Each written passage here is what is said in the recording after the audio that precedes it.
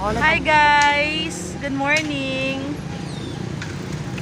Upot kami sa fun ride sa Rotary Club sa La Paz. So, ari kami sa bike lane. Ito kami sa La Paz. Drop it.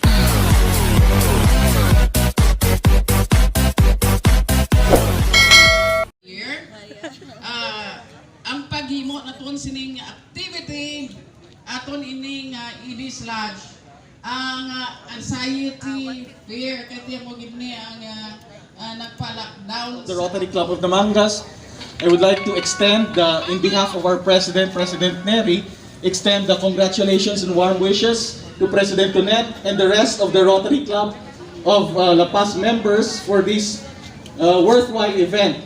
And allow me also to take this opportunity to thank the city government as represented by our brother cyclist, Jay Treñas, for creating an environment of safety and respect for all our brother and sister cyclists as members of the legitimate traveling or commuting public of the city. Sang inimbitar ako ni Nongpet, I did not think twice because the cause of this event that is in support of the Iloilo City Sports Development Council, Development Office is in line with the roots and the core of the Federation of Iloilo Cycling Organizations, that in holding bike rides such as this, we hope and pray that we will start a hobby in those inclined, and this hobby hopefully would evolve into a sport and discipline. And it is our fervent prayer eventually that this sport or discipline or culture will evolve into a lifetime advocacy in each one of us. So, this is my first ride after the pandemic, and this is more special because I'll be sharing this for the first time with some members of my family, my titos, titas, cousins, and my mga hilablos. Good morning sa tanan, and again, ride safe, and may we have safer rides in the future in the city and province of Iloilo. God bless and enjoy the ride. Happy birthday to you. Happy birthday to you. Happy birthday, happy birthday. Happy birthday to you. Yeah, happy birthday. Wow.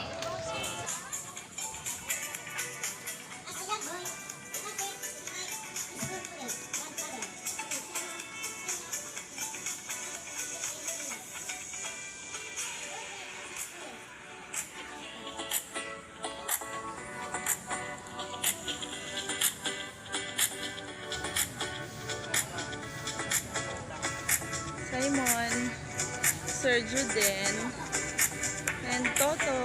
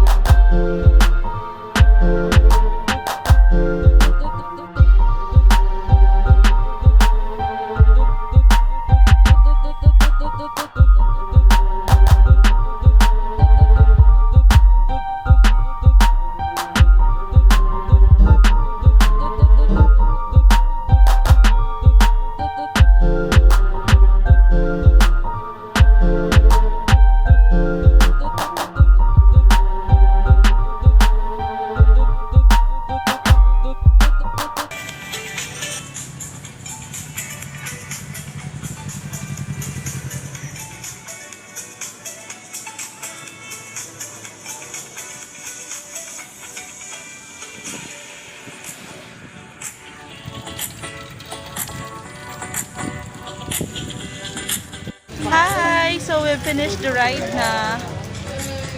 Oh. Sir Juden, Tom,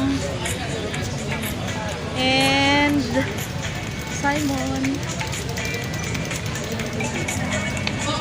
Parts, ano feeling mo after the ride? Grabe pag niwa ko, duhak sa akong lawas ko na duha. No?